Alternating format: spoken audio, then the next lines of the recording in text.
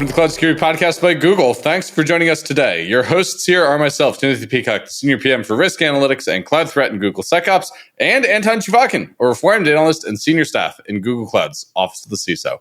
You can find and subscribe to this podcast wherever you get your podcasts, as well as at our website, cloud.google.com/podcasts. If you enjoy our content and want it delivered to you piping hot every Monday, please do hit that subscribe button. You can follow the show, argue with us, all on our community page. Anton, we've got another fun one in our Voices series. We've got somebody with an unexpected background today. Yes, and that's why when I was writing the question, I said, let's sheepishly call her background public sector. But we would not do any spoilers in the openers. You would have to wait but that question almost pulls the wool over the eyes of our listeners. Get it? Because it's sheepish. About her exciting background and how cool it is. But fortunately, she doesn't waste any time getting into it. And in fact, neither should we. Let's turn things over to today's guest. Today, we are joined by Crystal Lister, a technical program manager, Google Cloud Security. Crystal, delighted to have you on the show. Thank you so much for joining us. It's my understanding that your background can be called a little bit sheepishly public sector. What's been your experience transitioning from public to private, and how have you seen both our practices and our outcomes differ when it comes to risk management? Oh my gosh, Timothy. Thank you for that introduction, and thank you so much for having me on the show. I'm a big fan. Absolutely. So straight to your question, though, I am so glad that you asked this one. From a commercial sector perspective, because I do have over 10 years with the federal government and almost 10 from a private sector perspective, but thinking about commercial sector, there are differences, and you went right to it. Yeah. So obviously, in the commercial sector, very much driven by, you get it, we get it, shareholder value and the bottom line. So I think sometimes the private sector is not fully convinced that there may be a threat because they aren't seeing evidence or they lack intelligence on it. So they may not necessarily designate budget or resources, effort, and time, because resources and budgets are not infinite, right? They aren't. They aren't, right? Go figure. So to adequately handle security. But oddly enough, some commercial organizations don't think, and here's one of the things that kind of does stand out to me, and why I love this question in particular. Oddly enough, some commercial organizations don't think they are special, meaning they don't think or they don't understand. Why would the bear eat me? Why me? Why am I special? Why would an adversary be interested in the knowledge that my company has? Or why would they be interested in the access that my engineers have? Whether it's to intellectual property, engineering, R&D, other critical assets. And I can't really say, Timothy, that I blame them, because if they don't understand the threat, how can they be expected to defend against it? And so we'll talk about that in a moment. But from a government perspective, just to flip the narrative a little bit, it's really driven by a desire, right, to protect our homeland, no matter which government it is. But from a U.S. perspective, it's really about protecting our homeland, our citizens, our military, other Western interests. So very different from the bottom line from a cybersecurity risk management perspective there. And just a little. Yeah, just a little. So sometimes we have more than enough of reason or justification. When you tie human life to something, your justification for budget and for extra initiatives focused on assessing risk might be like, that's an easy no-brainer yes, right? Because if the answer is, no, I'm sorry, policymaker, we cannot secure that operation or that mission, that is sometimes just not an acceptable answer to the leadership of the intelligence community or to U.S. policymakers, right?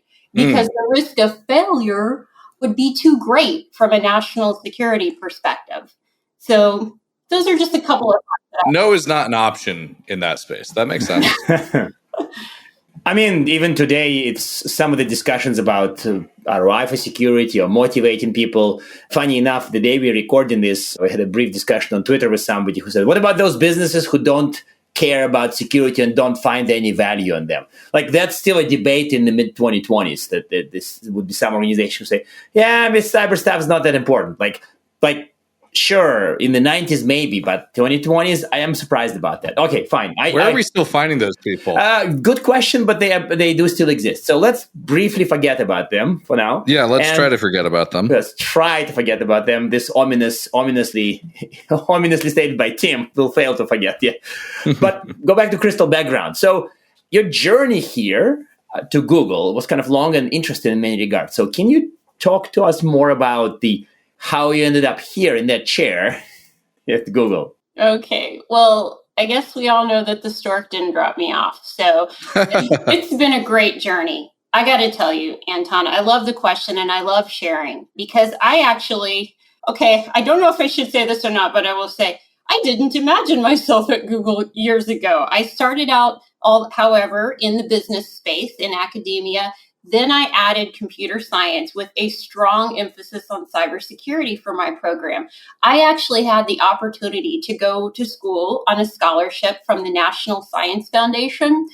It's a program called Scholarship for Service, and it still exists today. I highly encourage people to check it out if they know people that are interested in getting into this field. And it's a terrific program. And I even made, when I was in the program at the University of Tulsa, I made the highest grade in my digital forensics class in grad school back then. I mean, really, I was so interested and curious in technology and how to secure it and what could a bad guy do with it and how can we learn about that so that we can better defend ourselves. So I've always been passionate about technology and how we as a society interact with it. So after the program, I had the opportunity, I'm very honored to say, that I served over a decade in the U.S. Central Intelligence Agency, where I had the opportunity to lead cyber threat intelligence and insider risk management teams and programs really addressing complex national security issues, informing our policymakers, helping protect operations. And it really was an honor. I bet. But I got to say, after that, I had the business background too, right? Remember that part. So I was really interested in building and leading programs in the startup space. So when I left the CIA, I wanted to use my business background combined with what I had done there. So I was like, okay, wait, how do we do this? This is completely different. I sat at my desk on my first day with my shiny new laptop, and I will share an embarrassing story with you. I sat on my desk on my first day in my private sector position, and I forgot to take my laptop to my first meeting because I didn't know it was allowed. Okay. I didn't know it was allowed. And I get to the meeting, and everybody's got their laptop right. And I'm like, oh, I'm already messing up. I'm failing. I should go running back to the federal government. So I share that with you just to, let you know that it's not always easy making these transitions, but I think for me, it's been a great opportunity to use my skills. So during that time before Google, I co-founded and led 2 cybersecurity consulting startups. Needless to say, I had an opportunity to wear a lot of hats, which was really cool. I had the opportunity to provide cybersecurity consulting for customers in multiple verticals. So, I mean, I had a blast. I got to support the space sector, oil and gas, which is near and dear to my heart because I am from the middle of the country, and I'm from a state and a hometown that depends on the cyclical nature of oil and gas, right? I also had the opportunity to support IT organizations due to the nature of my networks and being in cyber and security for so long, as well as other verticals. So very cool opportunities to engage with multiple verticals. And I think that for me, that was useful being a former federal employee because I was able to see how different verticals approach security, but also how within their vertical, there's even key differences. Sure. So let me pick at that a little bit. I think that's super interesting. I don't get to talk to a lot of former CIA analysts who are now at Google. How have you brought the CIA background into Google, and how have you informed your work at Google with that? What's that like? It's such an epic question, Tim, actually. Thank you. I'm really curious to hear what you did. Just go straight for it, Timothy. Yeah, we're going in. So I love the question. And thank you so much for the opportunity to talk about this a little bit and articulate how does all that translate? Because that's what I was thinking when I applied to the Google job posting.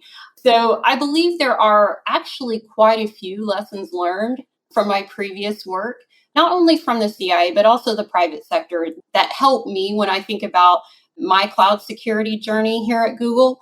And one of the things that we're doing at Google is really laying the groundwork for cloud threat intelligence. Okay, I just think this is the coolest, right?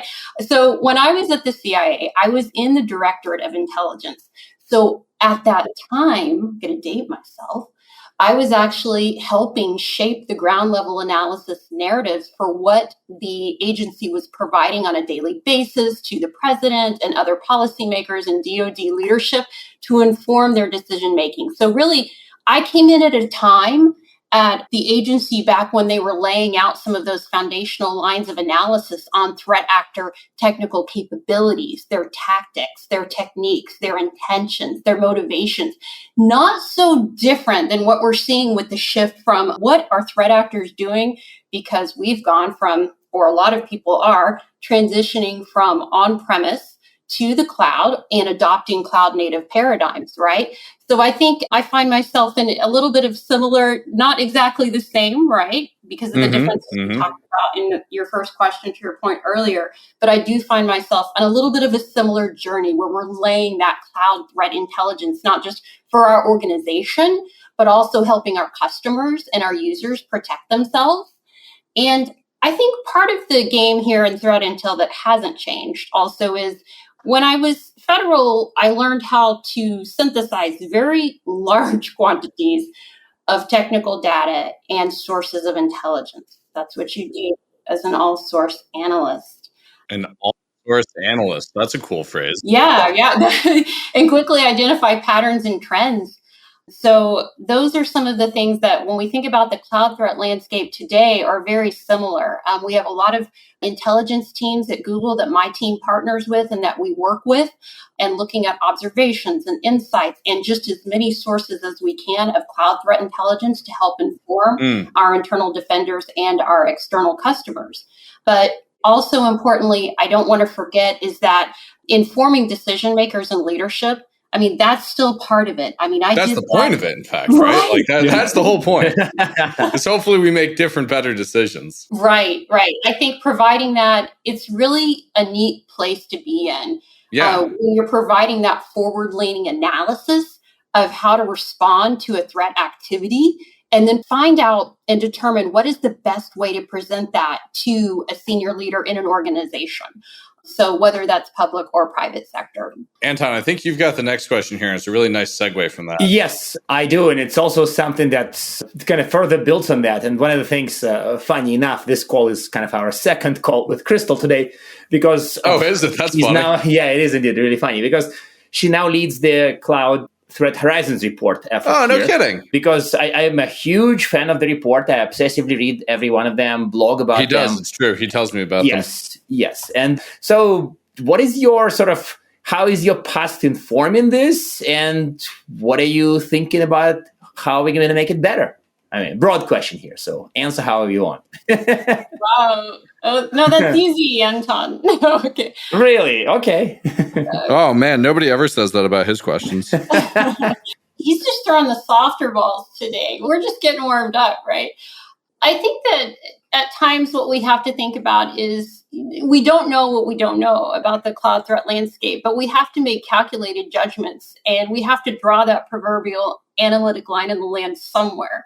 But we can do that in an informed way, right? And I think part of the vision and for the Threat Horizons report, and Anton, you and I have talked about this on multiple occasions, the TLDR, or the bottom line on the Threat Horizons report, is bringing that threat-informed research, data, and analysis and intelligence, bringing that threat-informed perspective to cloud security, to Google Cloud and other cloud platforms that our customers may be using. So I think that one thing I can share that I'm very excited about the vision for Threat Horizons report, because you did ask me to touch on that, is that this coming July is going to be the 10th iteration. I'm just going to say it again because... Oh, you're one of those confident people who likes to give dates on projects? Tim, you're a PM. Isn't it illegal to give dates? No, it's deeply impressive. It's really good. It's deeply impressive. It's deeply impressive indeed. Yes. I was like, she didn't say later this year. She said in July. In July. So what are we getting in July? Tell us about it. So in July, we're going to see the 10th iteration of the Google Cloud Threat Horizons report, which is an CISO-sponsored report for industry that provides those actionable security risk mitigations based on what our Google Cloud security teams and experts, other Intel teams and partners are seeing in the cloud threat landscape. And as I mentioned, I think the reason why I said that date twice, that it's the 10th iteration twice, is because there is a lot of work and effort that has gone into making this the premier report and offering for our customers and users that it is.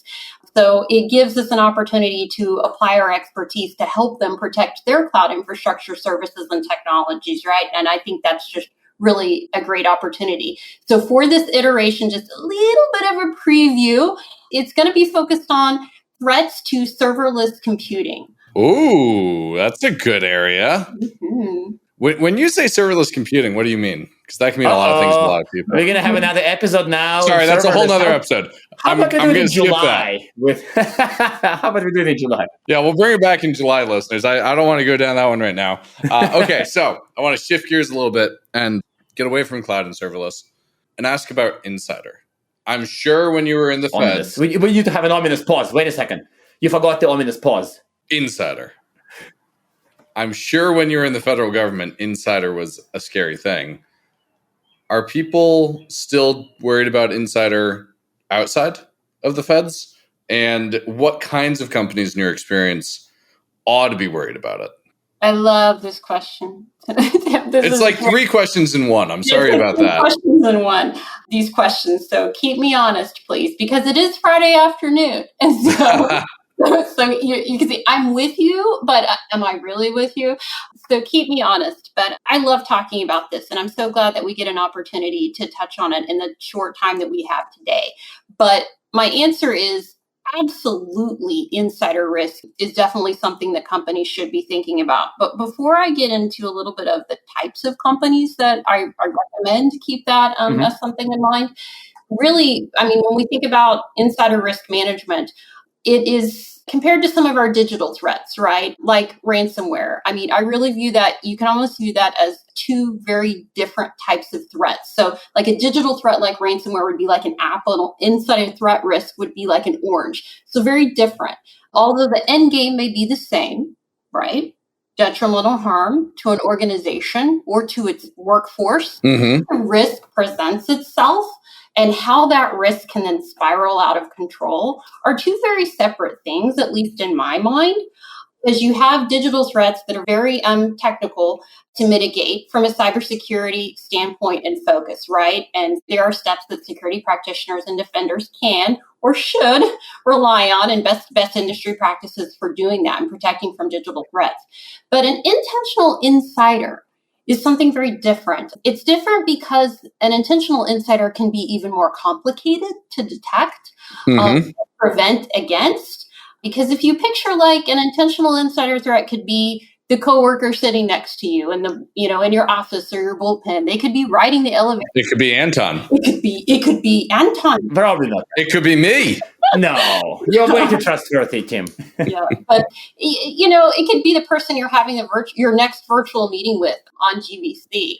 So that just kind of makes it a little bit more real, because I know that insider risk, it's hard unless you've seen it or dealt with it. It's kind of like the wind. You can't see it, but you know it's there. And even in the history of the federal government, or at least I know from my research based on the intelligence community and from a U.S. perspective, I don't believe there's been a time that they are aware of that they've shared that they did not have an intentional insider. So we know that about the federal government. If we were to pick up a rock in the commercial space, I'm curious for some industries and some organizations and companies in particular, what would that look like? We may never know, but it's a curiosity I have.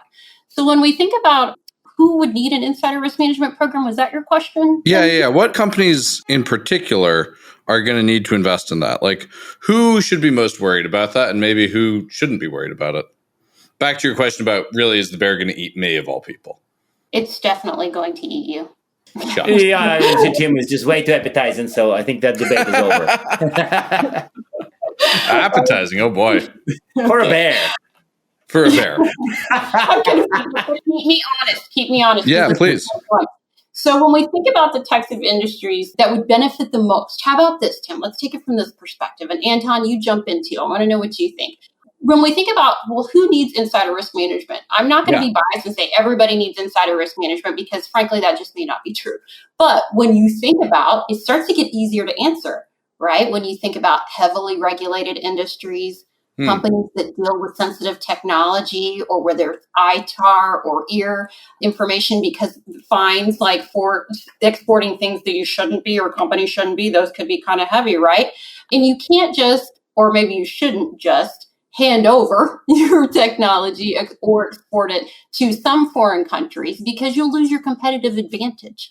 So really, if you lose your IP, for some companies, that means they're going to lose their business, right? Yeah. I think it's really important that leaders of a company understand and define insider risk management and then agree when they think about insider risk, what areas of the company actually would need to be in scope for something like that? Is it R&D? Is it finance? Is it both? Is it something else? Sure. Because our companies look so different now because almost every company today, whether they want to admit it or not, I mean, we're all in the business of data at this point. A lot of companies are finding themselves in the business of data just due to the nature of the world we live in today. So I think that identifying what those critical assets are that could most harm your company if they were, are they vulnerable? How would you protect them? I think companies have to make that decision for themselves, obviously outside of heavily regulated ones. Yeah. I think anchoring an IP is a really good idea because I feel like nowadays when we look at AI and models, there are certainly types of IP that are so portable and so easy to steal that it almost makes sense to your choices pay an insider 10 million or pay for development and training the model 100 million. I can see where this becomes with this ties to this type of new types of IP that are very stealable and very portable, where you get all the value if you steal it. So I can see that reviving the insider threat aspects. And of course, when I say insider, I really just mean the intentional insider. I think the other kind is okay, but not as fun as the actual either somebody planted or bribed or something. Okay, this is a really fun episode. We should do an insider threat focused episode. Yeah, we should do a whole other episode, yes, Crystal. We've got 2 episodes coming out of this. We got an insider episode and we've got a serverless compute episode. Anton, you've got one more question about some of Crystal's work outside of Google, and then I'll close this out. Yes, this is an important one. You also involved with women's sponsorship program in DC, and given we want to talk more about you as a person and not just a topic, of course, we would never stop talking about insider threats, but this aside, can you tell us more about this part of your work and this type of your person? Absolutely, Anton. Thank you for the question. I can tell you and share with you and Tim that one of the things that I love working about at Google is the opportunities and the support to give back to our local resource groups and the support that I receive from my leadership team to mentor women in the cybersecurity field is just phenomenal. It's very refreshing to be at a company that supports that. And one of the initiatives that came out of me kind of looking for opportunities to support women and Googlers in my region and came from starting to talk to other Googlers in my region about how could we do that. And we identified that there was a need for a women's sponsorship program in the Reston and DC area. We put together a program management team. Jeanette Monfra, the director of Google Cloud Risk and Compliance, generously offered to be our executive sponsor for the group. Amazing. We have an incredible program management team for the effort, and we work closely in partnership with other Google women, ERGs in our area to do that. So just this year in April, actually last month, we did a dark launch for the program where we matched successfully 6 pairs of sponsees and sponsors. And the goal of the program is to meet the need for career development for women-identified Googlers in our area by creating those intentional sponsorship opportunities. And so we're very excited to have this effort and be a part of it. So thank you for asking. Yeah, I love that answer. That's great. I hate to do it. I really hate to do it. Could you give us one tip to... Gosh, I don't even know what to ask you for a tip on. Insider threats. Just go for insider threats because this is the one. All right, a tip on insider and any recommended reading. Okay, one tip on insider threat. Okay. Yes, please. This is a tough one because there's so many.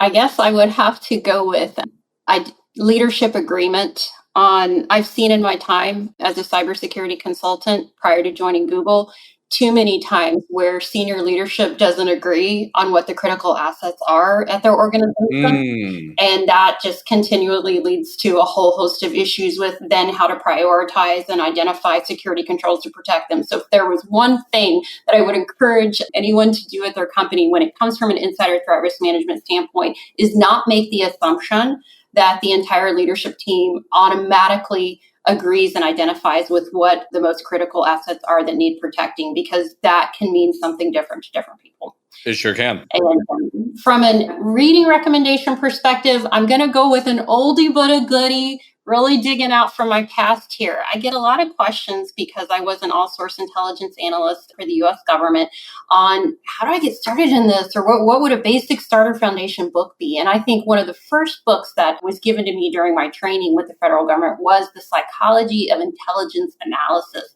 by Richard Seur. And it just kind of is going back to the basics here on threat intelligence.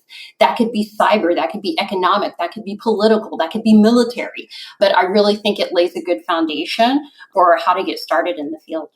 Well, that's amazing. I'm going to have to get a copy of that and check it out myself. Crystal, I can't thank you enough for joining us today. Thank you so much. This has been so much fun. I really appreciate it. And now we are at time. Thank you very much for listening and, of course, for subscribing. You can find this podcast at Google Podcasts, Apple Podcasts, Spotify, or wherever else you get your podcasts.